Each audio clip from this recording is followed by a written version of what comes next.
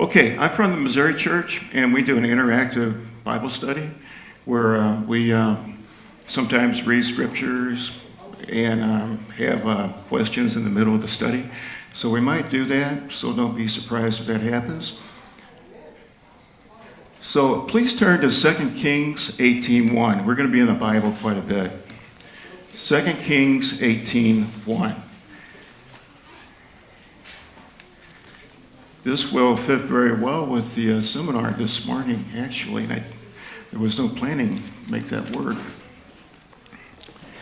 2 Kings 18:1. Might help put my glasses on. 2 Kings chapters 18 and 19 are the historical narratives of the Assyrian invasion of Judah during Hezekiah's reign. 2 Chronicles chapters 29 through 32 add information to this narrative, and several chapters in Isaiah also give more information concerning the invasion of Judah. I want to draw from these books and some secular history to piece together a more detailed account of what we read in the 2 Kings narrative. Although we are starting out as a history study, we will not remain a history study for very long. We'll look at the history to introduce three individuals that I want to look at as typology. Symbols or types that I want to apply to us. Their names are Hezekiah, Shebna, and Eliakim. 2 Kings 18, verse 1 through 3. Now it came to pass in the third year of Hoshea, son of Elah, king of Israel, that Hezekiah, the son of Ahaz, king of Judah, began to reign. 25 years old was he when he began to reign, and he reigned 29 years in Jerusalem. His mother's name also was Abi, the daughter of Zechariah. He did that which was right in the sight of Yahweh, according to all that David his father did. So Ahaz was a wicked king, but Hezekiah did not follow the lead of his father, but instead tried diligently to do what was right in the sight of the Lord. 2 Chronicles chapters 29 through 31 gives many details of the revival and the reforms that happened during Hezekiah's reign. A partial list includes opening and repairing the temple doors to the house of the Lord, gathering together the priests and Levites, and instructing them to sanctify themselves and the house of God, restoring temple worship, and inviting all of Israel and Judah to come to Jerusalem and keep the Passover. That went so well that they added 7 more days and kept it 2 weeks. Verse 4, he removed the high places and brake the images and cut down the groves and brake in pieces the brazen serpent that Moses had made. For unto those days the children of Israel did burn incense to it, and he called it Nehushtan. The story of the brazen serpent is in Numbers 21, 5 through 9, and it must have taken a lot of courage, a lot of resolve to destroy such a relic made by Moses. But Hezekiah was determined to do away with idol worship, so he called it Nehushtan, which means it's just a piece of metal. It's just a piece of metal. That might make for a good Bible study topic for another time. A lot of times we let some very strange things get in our real worship of God. Verse 5, he trusted in Yahweh God of Israel, so that after him was none like him among all the kings of Judah, nor any that were before him. For he clave to the Lord, and departed not from following him, but kept his commandments, which the Lord commanded Moses. And the Lord was with him, and he prospered whithersoever he went forth. And he rebelled against the king of Assyria, and served him not. He smote the Philistines, even unto Gaza, and the borders thereof, from the tower of the watchman to the fenced city. So this was a very good time for Judah. The leadership of Hezekiah renewed the energies of the people, both morally and physically. The agricultural prosperity came back, And Hezekiah also recovered from the Philistines the land that had been taken by them from his father Ahaz. He also stopped paying tribute to Assyria that had been imposed on his father Ahaz. Hezekiah became a symbol of kingdom strength and moral uprightness. Nevertheless, there was a problem with the way Hezekiah was managing the kingdom, which was going to painfully show up later. Verse 9 through 10. And it came to pass in the 4th year of King Hezekiah, which was the 7th year of Hoshea, son of Elah, king of Israel, that Shalmaneser, king of Assyria, came up against Samaria and besieged it. And at the end of 3 years, they took it even in the 6th year of Hezekiah, that is the 9th year of Hoshea, king of Israel, Samaria was taken. So if you notice in verse 10, it says they. The use of they here in verse 10, instead of again mentioning Shalmaneser, is probably due to the death of that king. Shalmaneser had left his army and returned to Assyria to fight a rebellion in his capital. Upon his death, the throne was taken over by Sargon. Sargon, probably the greatest Assyrian military leader that they ever had. Sargon is mentioned only briefly in one scripture in Isaiah 20, verse 1. And there is debate among historians whether he was perhaps an adopted son. Sargon is thought to be probably the father of Sennacherib, who invaded Judah later. We're going to talk quite a bit more about him. Verse 11 through 12. And the king of Assyria did carry away Israel unto Assyria, and put them in Halath and in Habor by the river of Gozan, and in the cities of the Medes, because they obeyed not the voice of Yahweh their God, but transgressed his covenant, and all that Moses, the servant of Yahweh, commanded, and would not hear them nor do them. So the 10 tribes and their capital Samaria go into captivity. The reign of Sargon was from BC 722 through 705, and there is much historical information concerning his reign that has been discovered. His first success was the capture of Samaria, and there is a record in his own words about the victory. He wrote, and it's just a short little paragraph. I want to read it because I think that when we see these historical accounts, that oftentimes it really builds our faith in realizing that this is very real. It's not just something that is put here in the Bible, but it's historic. Quote, the city Samaria I besieged, and 27,290 people, inhabitants of it, I took away captive. 50 chariots in it I seized, but the rest I allowed to retain their possessions. I appointed my governor over them, and the tribute of the late king I imposed upon them. Okay, so now I want to read verses 13 through 18. Could I get somebody to volunteer to do that? Verses 13 through 18. Somebody like to do that? Keith will read it. Okay. Oh. Yeah. Go ahead. Cynthia's got the mic. Go ahead. We're in 2 Kings 18, verse 13 through 18 is what I want to read. In the 14th year of King Hezekiah, Sennacherib, king of Assyria, came up against all the fortified cities of Judah and took them. And Hezekiah, king of Judah, sent to the king of Assyria at Lachish, saying, I have done wrong. Withdraw from me. Whatever you impose on me, I will bear. And the king of Assyria required of Hezekiah, king of Judah, 300 talents of silver and 30 talents of gold. And Hezekiah gave him all the silver that was found in the house of the Lord and in the treasuries of the king's house. You went through 18? Yes. Okay. At that time, Hezekiah stripped the gold from the doors of the temple of the Lord and from the doorposts that Hezekiah, king of Judah, had overlaid, and gave it to the king of Assyria. And the king of Assyria sent the Tartan, the Rabsaris, and the Rabsakeh, with a great army from Lachish to King Hezekiah at Jerusalem.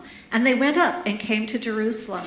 When they arrived, they came and stood by the conduit of the upper pool, which is on the highway to the washer's field. And when they called for the king, there came out to them Eliakim, the son of Hilkiah, who was over the household, and Shebna, the secretary, and Joah, the son of Asaph, the recorder. All right, thank you, Cynthia. Unless you're a history buff, you probably didn't notice something that's very odd here. Some things here that I want to talk about that raise questions. The Assyrians were allowed by God to invade and take Israel and Samaria captive because Israel would not return to God. But under Hezekiah, Judah had made great progress in returning to God. Why then the success of Sennacherib in invading Judah? In verse 15 through 16, Hezekiah is shown to have met the demands of Sennacherib. Why then the campaign against Judah in verse 17? And in verse 18, we are introduced to Eliakim over the household, Shebna the scribe, and Joah the recorder. All three of these had important roles, but I want to focus later on Eliakim and Shebna and their particular roles. But why did Sennacherib come against Jerusalem in verse 17 with a great army right after Hezekiah had stripped Jerusalem of so much of his wealth and given it to him? Well, it appears he didn't. Not immediately. There seems to be a 2 or more year gap between verse 16 and verse 17. And that was debated for many, many years. But this became more apparent, more clear, when a clay tablet known as the Taylor Prism was found by a British archaeologist in the ruins of the Assyrian capital of Nineveh in 1830. I want to read what was translated from the clay tablet, as I think it is, like I said before, it's a real faith builder to see how even secular enemy records confirm the accuracy of the Bible. And this is written by King Sennacherib himself. He says, quote, "Because Hezekiah, king of Judah, would not submit to my yoke, I came up against him, and by force of arms and by the might of my power, I took 46 of his strong fenced cities and the smaller towns which were scattered about. I took and plundered a countless number. And from these places I captured and carried off as spoil 200,150 people, old and young, male and female, together with horses and mares, asses and camels, oxen and sheep, a countless multitude. And Hezekiah himself I shut up in Jerusalem, his capital city, like a bird in a cage, building towers around the city to hem him in and raising banks of earth against the gates so as to prevent escape. Then upon this Hezekiah there fell the fear of the power of my arms, and he sent out to me the chiefs and the elders of Jerusalem with 30 talents of gold and 800 talents of silver and divers treasures, a rich and immense body, the treasures of his palace, his sons and daughters, his menservants and maidservants I carried captive. All these things were brought to me at Nineveh, the seat of my government, Hezekiah having sent them by way of tribute and as a token of submission to my power." I quote. So this parallels what the biblical record says pretty well, very accurate. Reading something like this drives home the point that the Bible, like I said before, is not a fantasy book, not something that is made up, but it tells of real people, real events, and real suffering. And notice Sennacherib, in his own words, he had received the tribute from Hezekiah and had returned to Nineveh. That's how the first campaign against Jerusalem ended, as described in verse 16. Verse 16 describes the end of that campaign. Without an explanation, verse 17 breaks in with a second attack and runs through the end of chapter 19. So it was a similar military strategy, But it was two different campaigns with two very different outcomes, but years apart. So what might be the reason God permitted Hezekiah and Judah to undergo such humiliation in the first campaign, at a time when so much progress had been made toward returning to God?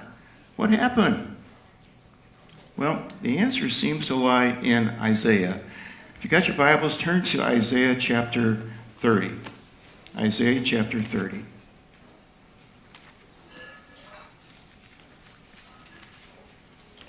Isaiah chapter 30, I want to read verses 1 through 3. Woe to the rebellious children, saith Yahweh, that take counsel, but not of me, and that cover with a covering, but not of my spirit, that they may add sin to sin, that walk to go down into Egypt, and have not asked at my mouth to strengthen themselves in the strength of Pharaoh, and to trust in the shadow of Egypt. Therefore shall the strength of Pharaoh be your shame, and the trust in the shadow of Egypt your confusion. So at the death of Sargon, Sennacherib's father, Hezekiah, had sent his envoys to Egypt to seek a secret alliance with Egypt against Assyria. It was to be a shameful thing to him eventually. Verse 4 through 6, for his princes were at Zoan, and his ambassadors came to Hanes. They were all ashamed of a people that could not profit them, nor be a help, nor profit, but a shame and also a reproach. The burden of the beast of the south into the land of trouble and anguish, from whence came the young and old lion, the viper and fiery flying serpent. They will carry their riches upon the shoulders of young asses, and their treasures upon the bunches of camels, to a people that shall not profit them. So this is referring to the Jewish nobles going to the Egyptian cities of Zoan and Hanes to conduct negotiations for a pact between Judah and Egypt to withstand future Assyrian aggression. Verse 7, for the Egyptians shall help in vain and to no purpose. Therefore have I cried concerning this, their strength is to sit still. Now go, write it before them in a table, and note it in a book, that it may be for the time to come, forever and ever. So Isaiah is instructed to write down as a record for all time that this is a foolish move, and it was not going to turn out well. So this was a serious departure from Hezekiah's focus on seeking God, on trying to turn things around and do what is right.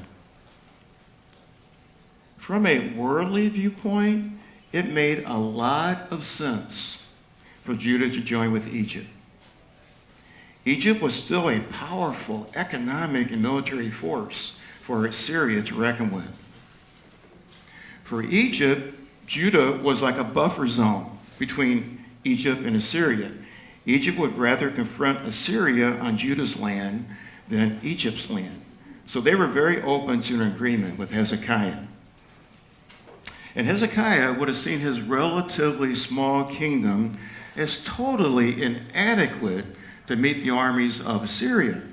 He needed a power that could join with him to face Assyria. The capable Assyrian leader Sargon had recently died, and at this point in time, Sennacherib was untried.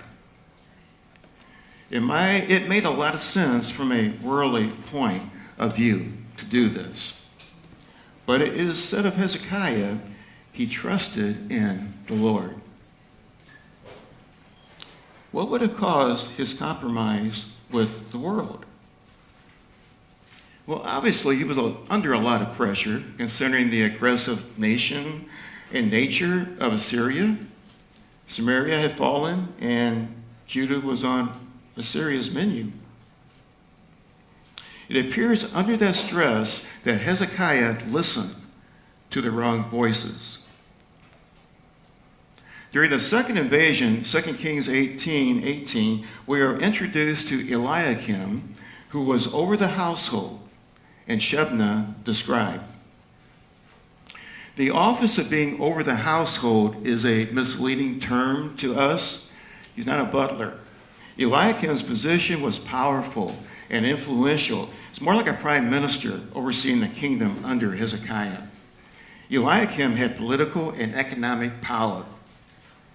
The office of Shebna, of scribe, at the time of Hezekiah had begun to be what it was during the time of Christ.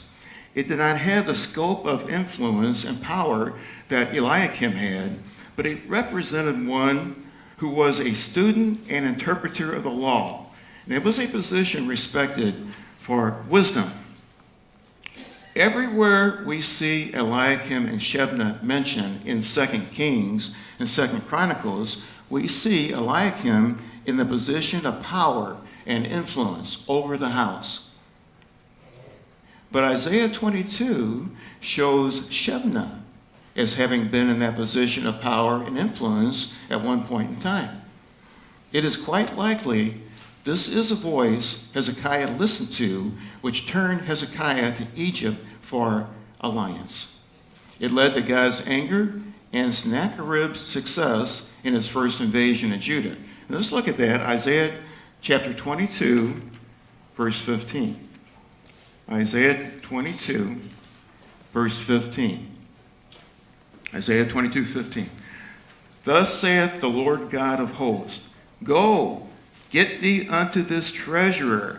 He's in a different position here. Even unto Shebna, which is over the house. And say, What hast thou here?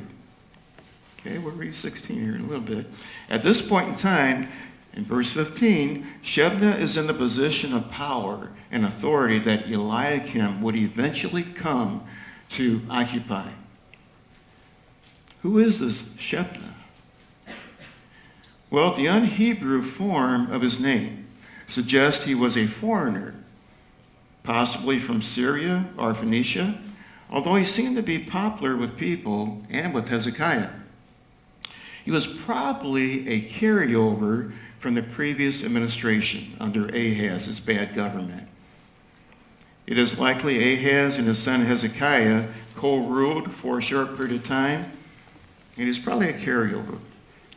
Shebna was likely the leader of the counselors of Hezekiah that urged the king to look to Egypt for help. And we have seen God's reaction to that idea. Shebna likely stood in opposition to Isaiah and his advice to Hezekiah. Verse 16. What hast thou here? And whom hast thou here? That thou hast hewed thee out of sepulchre here, as he that heweth him out of sepulchre on high, and that graveth an habitation for himself in a rock. Well, what does that mean? Well, this adds credence to the idea Shebna was a foreigner. He does not appear to have had a family burial plot in Israel. But he is aiming at something special. The high graves were reserved for the important, and he was preparing a prestigious tomb, indicating he thought his high position was secure. But God says, think again, that's not going to happen. Verse 17, Behold, Yahweh will carry thee away with a mighty captivity and will surely cover thee. He will surely violently turn and toss thee like a ball into a large country. There shalt thou die, and there the chariots of thy glory shall be the shame of thy Lord's house. So the glorious chariots of war that Shebna advocated for the defense of Judah would end up being a shame for Hezekiah, which is how it turned out. Verse 19 to 21. And I will drive thee from thy station, and from thy state shall he pull thee down. And it shall come to pass in that day that I will call my servant Eliakim, the son of Hilkiah, and I will clothe him with thy robe, and strengthen him with thy girdle, and I will commit thy government into his hand. He shall be a father to the inhabitants of Jerusalem and to the house of Judah. So the name of Eliakim means God will establish. God will establish. And here we see God promising to do just that. He's going to remove Shebna and establish Eliakim. In the last part of verse 21, Eliakim begins to represent a type of Christ. Verse 22. And the key of the house of David will I lay upon his shoulder. So he shall open, and none shall shut. And he shall shut, and none shall open. So he represents control. And the house of David represents the Davidic kingdom, and ultimately the kingdom of God. Isaiah 9:6 says, quote, For unto us a child is born, unto us a son is given, and the government shall be upon his shoulder, and his name shall be called Wonderful Counselor, the Mighty God, the Everlasting Father, the Prince of Peace, unquote. The Son that pre-existed was given. He was born a human for the purpose of the government of God to be placed on his shoulders. He has the key of David. What he opens and shuts, no mere man can do anything to oppose that. Christ is speaking to the Philadelphian church in Revelation 3:7. Quote, And to the angel of the church in Philadelphia write, These things saith he that is holy, he that is true, he that hath the key of David, he that openeth and no man shutteth, and shutteth and no man openeth. Unquote. We are talking about Christ. As a type of Christ, Hezekiah's prime minister Eliakim was a man devoted to God and a leader of those who opposed any alliance with Egypt. He advocated reliance and trust only in God.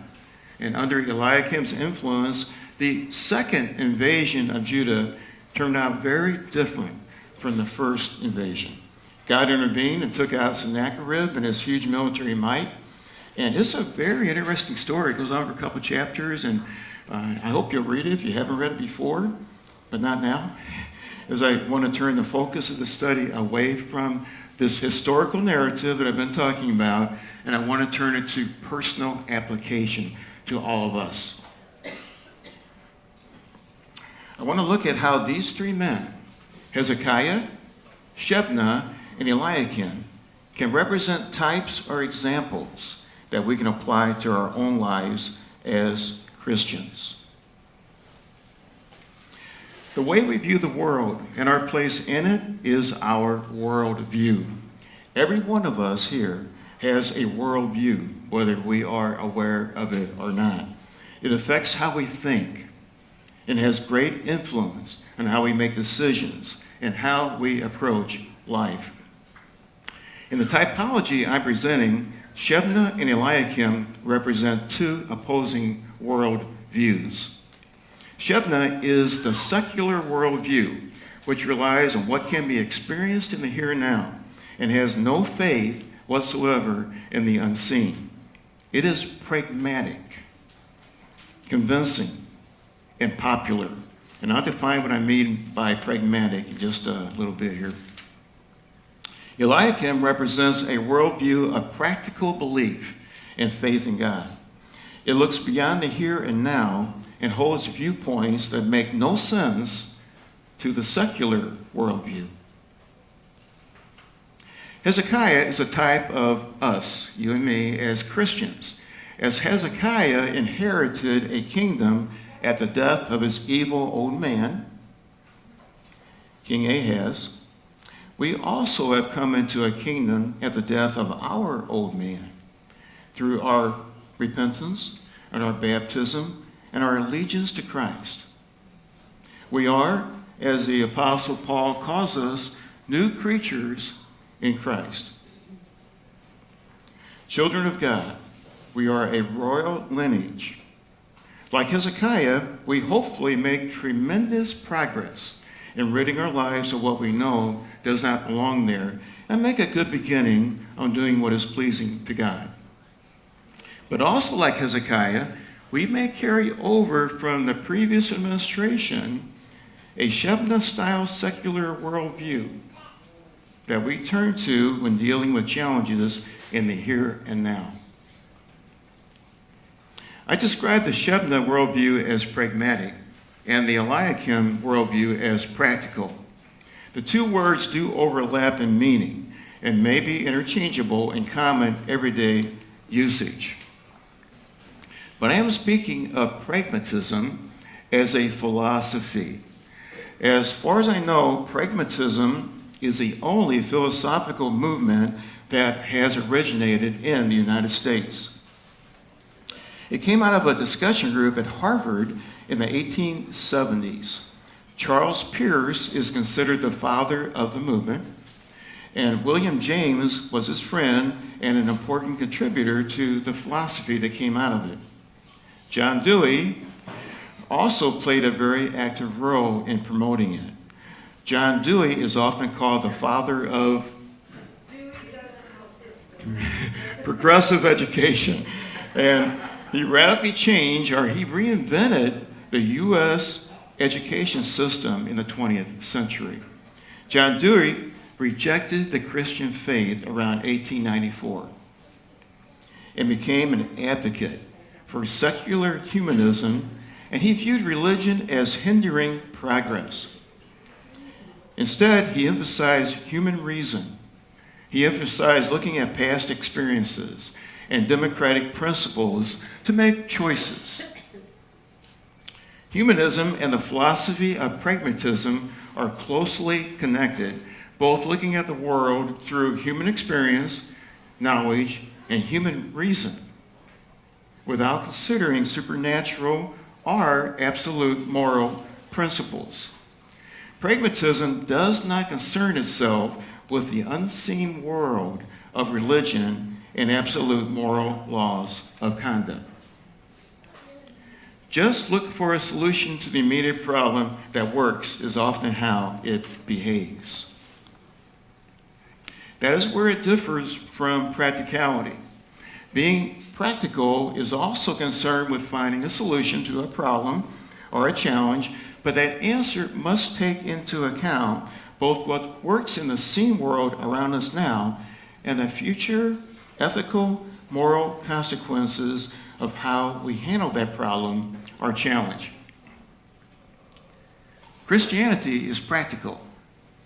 Biblical Christianity teaches us our actions have consequences beyond the here and now, beyond what we can perceive with our physical senses. Christianity is practical, and we actively practice it.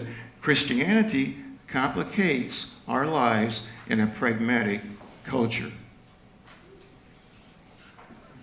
The pragmatic approach to an unwanted pregnancy is to abort the product of conception, and problem is solved.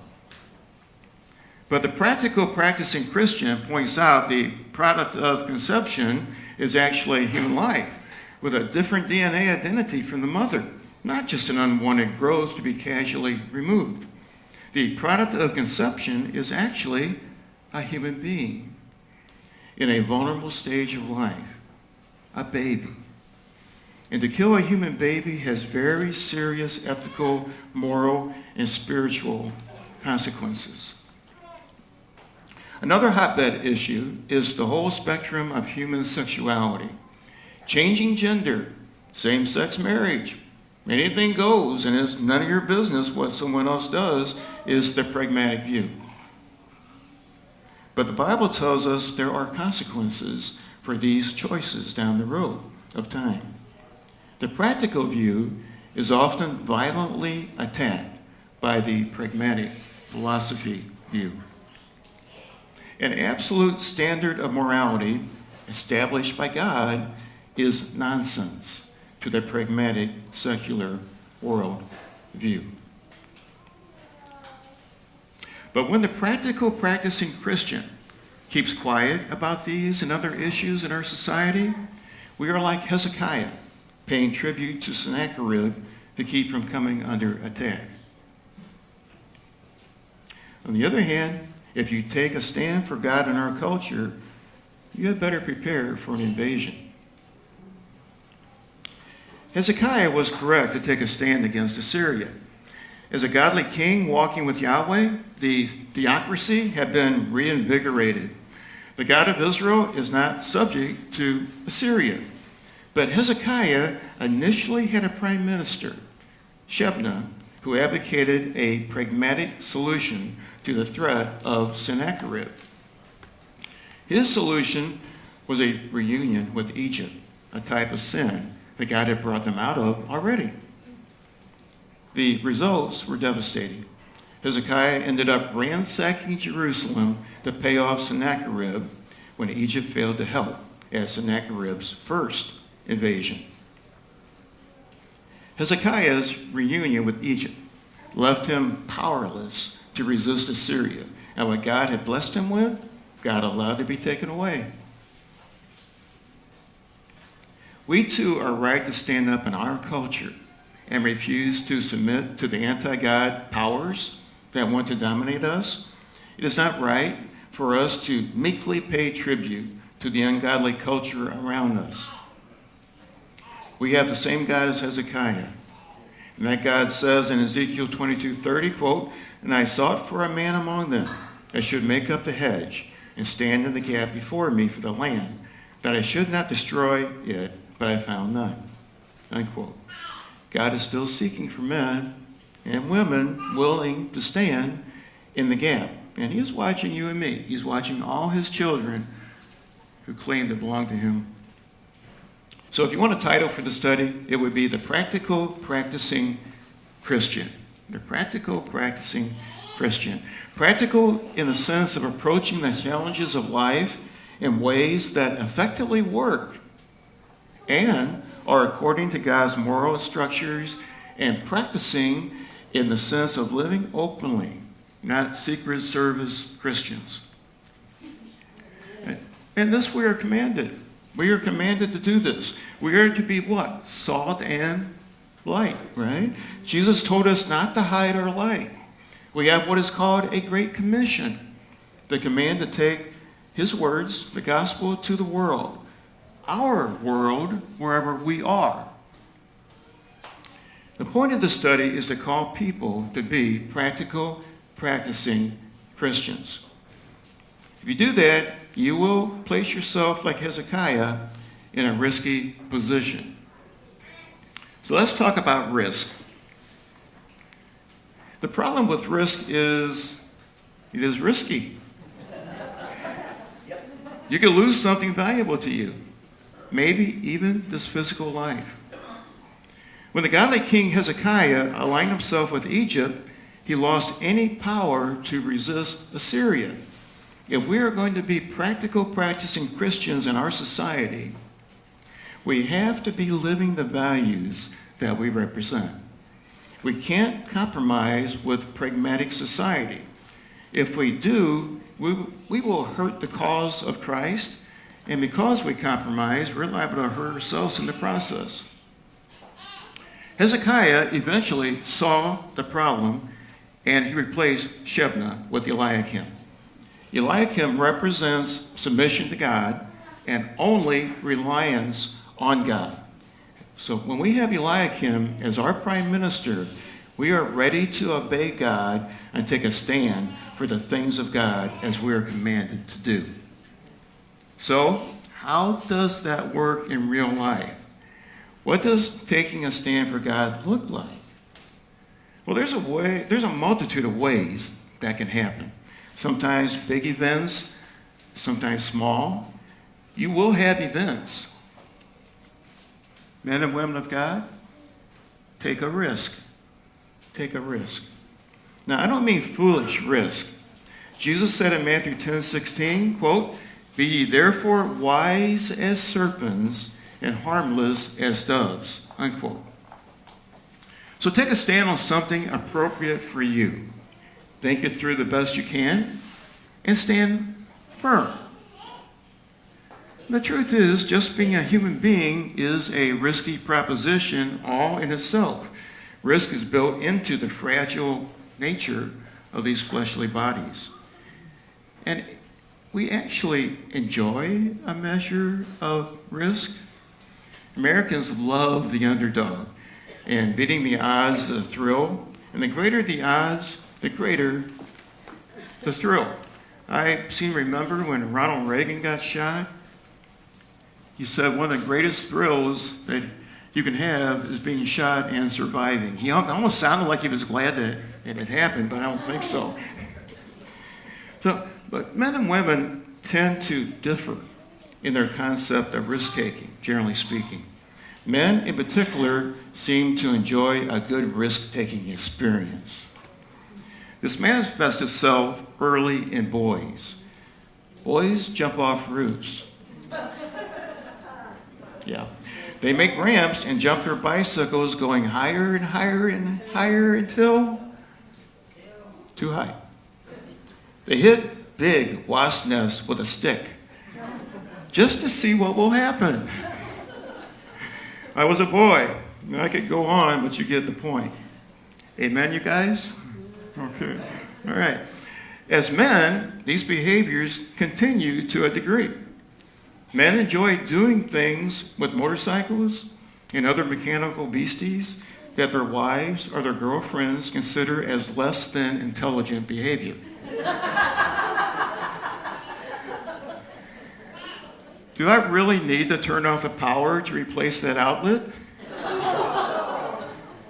I can reach that high vent on the house if I tie 2 ladders together and put them in the bed of my truck. I did that.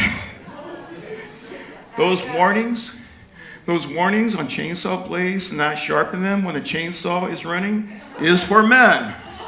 Okay? But to my defense, some chainsaws are hard to get restarted. Okay? Sometimes the women in our lives consider us men to be brain damaged. We're not wrong.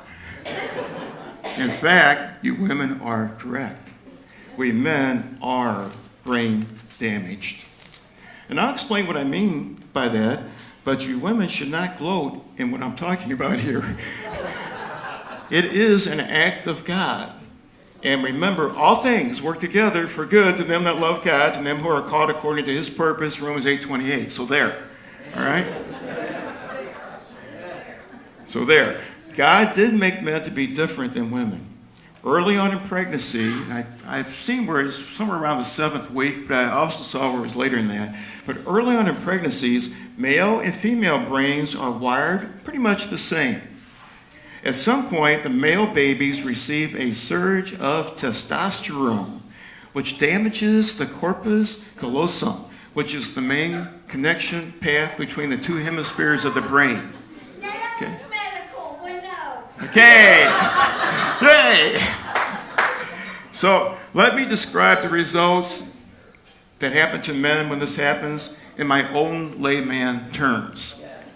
Women operate with a full brain, connected by a superhighway communication system. Men are left with 2 half brains, trying to find each other over a network of dirt roads and deer paths.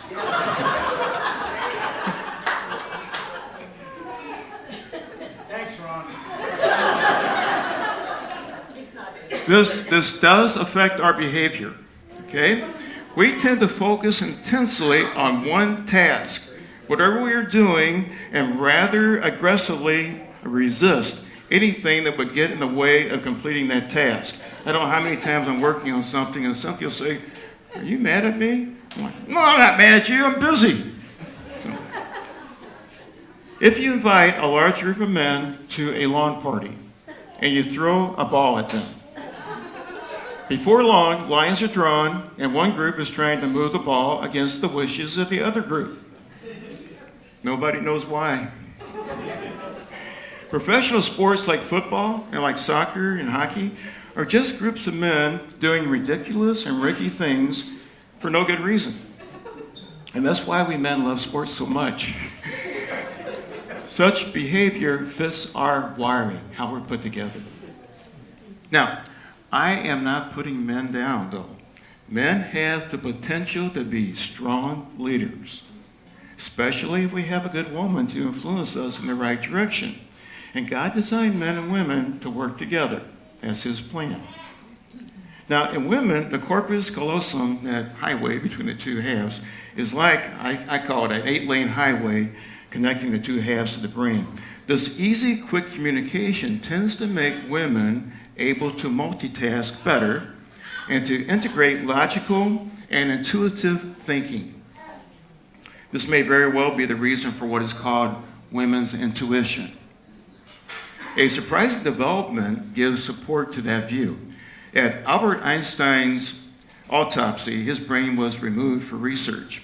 Research in 2013 showed that Einstein's corpus callosum, the highway, was considerably thicker, and the coordinated communication between the two hemispheres of his brain is thought to have been greatly enhanced by that.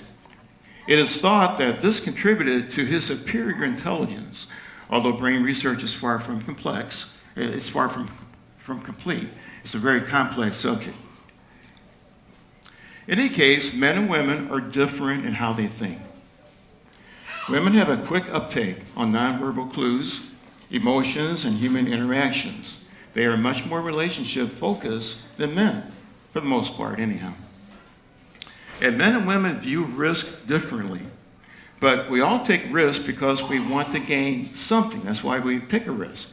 And sometimes the gain simply is not worth the risk.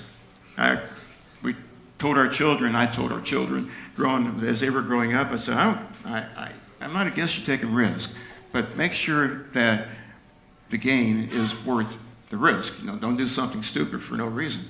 So in thinking about this, I remember driving home one Sunday, midday, on Highway N, not too far from where we live. Many of you know where that is. That highway has no shoulders, and it dips and rises and curves around like a snake. As I approached an intersection, I saw emergency vehicles parked, but a sheet-covered body along the side of the road explained why nobody was doing anything. I guess they had come out, and there was nothing they could do, so they were just waiting for the body to be picked up. Some motorcyclists had begun to use a stretch of Highway N to race on, trying to get from one point to another as quick as they could. I don't know if it's true, but I heard they were sometimes hitting speeds around 100 miles an hour on that stretch. I don't know how they did it. They must have been laying the bike down and I don't know. But an innocent driver of a car made a turn on the N, and the motorcycle racer had no way to avoid the impact. And it was a high-risk behavior with tragic consequences, probably for a temporary adrenaline high. Just adrenaline high, and to maybe impress fellow racers. High risk, low gain. What if, as a Christian, he had done something risky for God instead, which also resulted in his death? Then the equation reverses on the gain end. The gain infinitely exceeds the risk. But many people think of the Christian life as boring. So many people think it's boring. In thinking about this example, can we as people of God gain the adrenaline rush that we so desire by taking risks for God? I think so. Just choose something in service to God you haven't done before and see how it goes. You just might be rewarded with an exciting experience. Let me give you a somewhat humorous, low-risk, even embarrassing personal example of what I mean.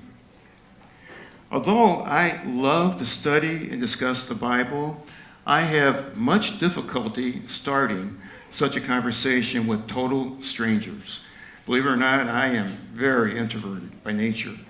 Some years ago, my mother was in the hospital, and as I was getting ready to visit her, I somehow remembered I had a big stack of Bibles that I had purchased with the intent to give away to anyone that would want one. It was kind of a way to do the Great Commission that I knew I should be doing.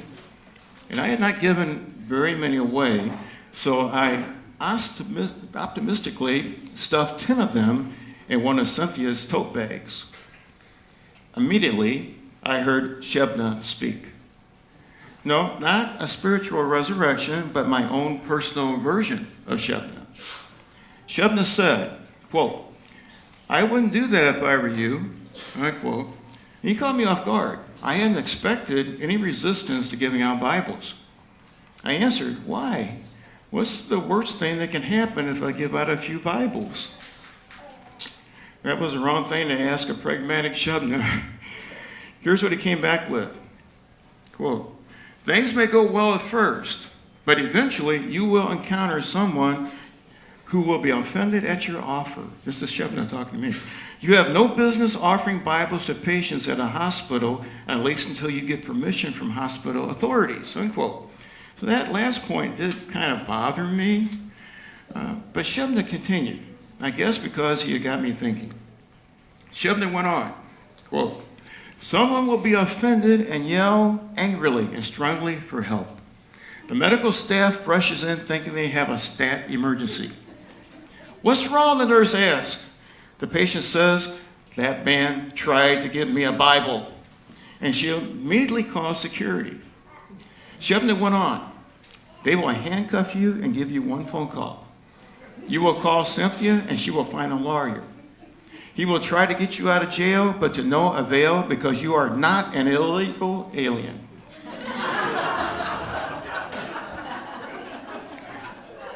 In desperation, Cynthia will put it on the internet, put my plight on the internet where the president of the U.S. will see it and respond with, that man should be let go because giving out Bibles is a good thing. Then, the enemy nations of the U.S. go berserk. They collectively decide they can't stand any more Christian positive statements coming out of the White House. Together, they launch nuclear missiles, and the U.S. responds. A nuclear holocaust occurs. And right here, Shebna paused, and he took a deep breath. And I think he knew he was on shaky ground by this point in time. He said, quote, and that destruction of the earth will catch God by surprise, and it will all be your fault for giving out Bibles. I quote. I said to Shebna, you have gone way too far. Nothing I do will ever interfere with God's plan for the earth or catch him by surprise. Shebna shut up, and I left for the hospital with my Bibles in Cynthia's tote bag. This is how my mind works. You can pray for me if you want. When I got to the hospital, I noticed the receptionist at the door eyeing the red tote bag. I became a little nervous, but I went on to visit my mother. And after a while, I started walking the halls thinking about how to give my 10 Bibles away. But I kept thinking about what Shebna said about getting permission, and I hesitated. Finally, I met the hospital chaplain and told him what I had in mind, but he didn't know the policy for that, and he gave me a phone number. I decided not to approach any patients at that time, and I went home without offering a single Bible to anyone. I felt completely dejected as such, being in such an utter failure, and I did talk to God about it, but it didn't make me feel any better. The next day, Shebna didn't say anything. I guess he didn't think he needed to. I was going back to the hospital, and I decided to stick a couple Bibles in the red bag just in case. When I got to the hospital, I was feeling a little more bold, so I told the receptionist, quote, I have a layman ministry in which I give away Bibles because I have learned almost everyone has an opinion about the Bible, but few people actually read and know what it says. Would it be okay to talk to patients and offer a free Bible? Unquote. This time the receptionist was a woman. She said, this is only my second day here and I don't know. I thanked her and I went on my way. I shut down again. I decided to leave patients alone until I had permission, but I didn't see anything wrong with offering to family members in waiting areas. At least Shebna had not mentioned that. When I was ready to leave, I stopped by the 5th floor waiting room where an imposing gray-haired lady sat. Hi, I said. I have a layman ministry in which I give away Bibles because. She interrupted me and said, her patient already has a Bible. Okay, shut down again. I stopped at the 4th floor waiting room, but it was empty. I stopped at the 3rd floor waiting room, and it was empty. I walked back to the elevator, ready to go home again as a confirmed failure. But Eliakim, if you remember, has the key to the kingdom, which includes elevators. And Eliakim knows how to open and close doors. The elevator door opened, and there stood a man. I must have looked shocked to actually see someone because he began to look at me with suspicion. I stepped onto the elevator, the door closed, and we headed for the first floor. There was an awkward silence. You meet the strangest people on elevators. That's what he was thinking of me. Okay?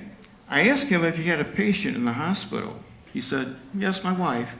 I said, I have a layman ministry in which I give away Bibles because most people have an opinion about the Bible, but few actually read and know what it says. Would you like one? He wasn't expecting that. Yeah, I guess so. King James or the NIV? I don't care. King James, I said, and I handed it to him as the door opened and I stepped off the elevator. Just then I realized where I was. I had stepped off the elevator into the first floor lobby where the receptionist was listening. I still hadn't gotten permission, and so I was caught red-handed. Shebna was standing next to her as I headed for the door. So I smiled and said to them, have a nice day, and I scurried out. Okay?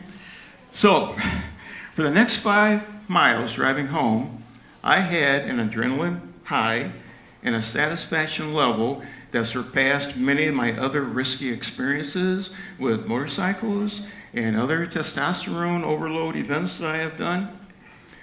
I gave away a Bible. Woo! What a deal. Adrenaline, satisfaction, a low risk but high potential gain equation. Who knows what God might do with such a small act? Now, perhaps you crave more adrenaline. There are more exciting places you can show up with a stack of Bibles. I'll leave that to you to figure out. All right, I had a little fun. Let me pull this together. Little Judah was stuck between 2 superpowers, Egypt and Assyria.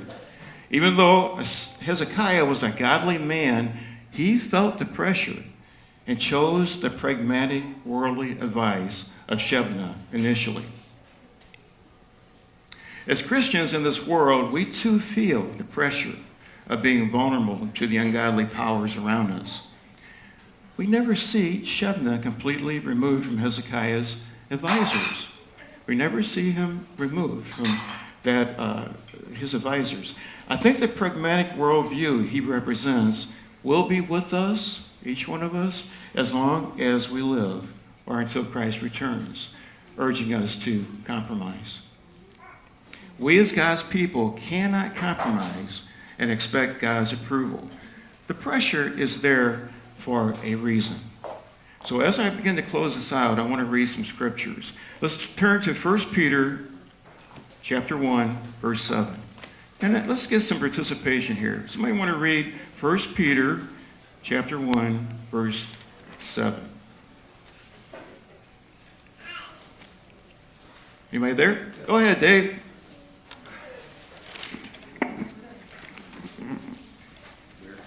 Go ahead, Dave. Oh, okay.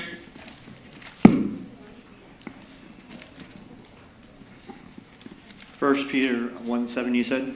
Yep, verse 7. Okay. That the trial of your faith, being much more precious than of gold that perisheth, though it... Sorry about that. Though it... let's see, where were we? 7. Okay, though it be tried with fire, might be found with unto praise and honor and glory at the appearing of Jesus Christ. Yes, the trial of your faith is a trial of faith. And that's from a man who had compromised at one time, even denying that he knew Jesus. But he learned the value of trusting, of faith. Here he says our faith will be tested and the benefits will come, but not so much now. The practical, practicing Christian has to keep focused on the goal. But there's another component to this. Let's turn to 1 Corinthians chapter 3. 1 Corinthians chapter 3, verses 7 through 15. I'd like to have somebody read that too. 1 Corinthians chapter 3, verses 7 through 15. 7 through 15. Yes. So, then neither is he that planteth anything, neither he that watereth, but God that giveth the increase.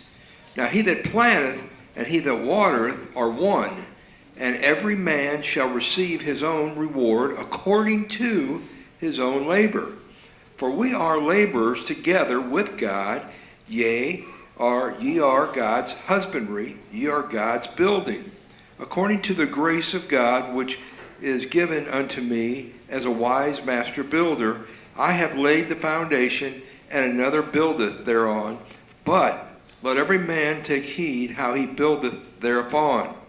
For other foundations can no man lay than that is laid, which is Jesus Christ. Now if any man build upon this foundation gold, silver, precious stones, wood, hay, and stubble, every man's work shall be made manifest, for the day shall declare it, because it shall be revealed by fire, and the fire shall try every man's work, of what sort it is. If any man's work abide, which he hath built thereupon, he shall receive a reward. If any man's work shall be burnt, he shall suffer loss. But he himself shall be saved, yet so as by fire. All right, thank you, Keith. The Greek word for work, ergon, has a wide range of applications. The short definition is simply performance, the result or object of employment, making or working. But Paul indicates here it is possible for a child of God to enter the kingdom smelling like smoke, saved but with no work credits to his or her account.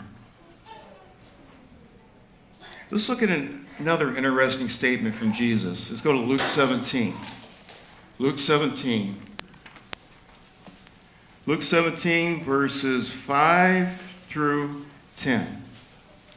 Somebody like to read that, please? Luke 17, verses 5 through 10. Okay. Who's raising hands? 5 through 10? Yes, 5 through 10. And the apostles said to the Lord, increase our faith. So the Lord said, if you have faith as a mustard seed, you can say to this mulberry tree, be pulled up by the roots and be planted in the sea, and it would obey you. And which of you, having a servant plowing or tending sheep, will say to him when he has come in from the field, come at once and sit down to eat? But will he not rather say to him, prepare something for my supper, and gird yourself, and serve me till I have eaten and drunk, and afterward you will eat and drink? Does he thank that servant because he did the things that were commanded him? I think not. So likewise, you, when you have done all those things which you are commanded, say, we are unprofitable servants. We have done what was our duty to do. All right, thank you. Faith is very important for our obedience, but obedience is expected if we are stewards of God. Sabbath and holy day observance, eating and living clean, walking upright in the way, capital W, all are very important, but they are commanded. Jesus seems to imply here there is another level of work, another level. One of my favorite parables is about the talents. Let's read a little of that. Matthew 25. Matthew 25.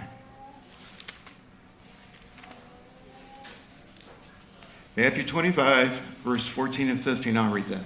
For the kingdom of heaven is as a man traveling into a far country, who called his own servants and delivered unto them his goods. And unto one he gave 5 talents, to another 2, and to another 1, to every man according to his several ability. And straightway took his journey.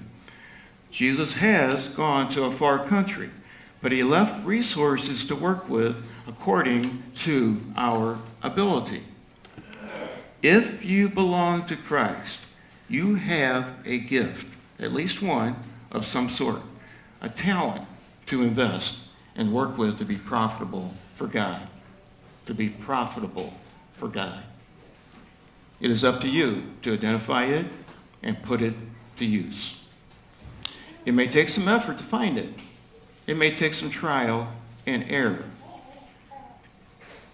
In trying to give out Bibles, I found out that I am not a cold sell evangelist.